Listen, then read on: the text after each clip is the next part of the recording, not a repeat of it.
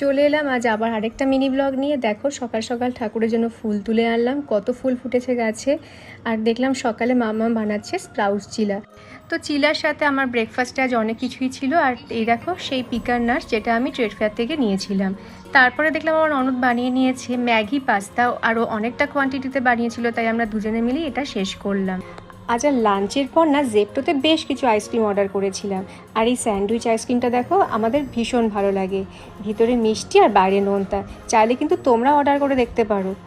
তারপরে বিকেলে চলে গেলাম একটু পার্কে ঘুরতে। আমাদের বাড়ির সামনে একটা ছোটোখাটো পার্ক আছে, যেটা এনকেডিএ পার্ক। ঘোরা ঠিক না, ওই ওয়াকই বলতে পারো।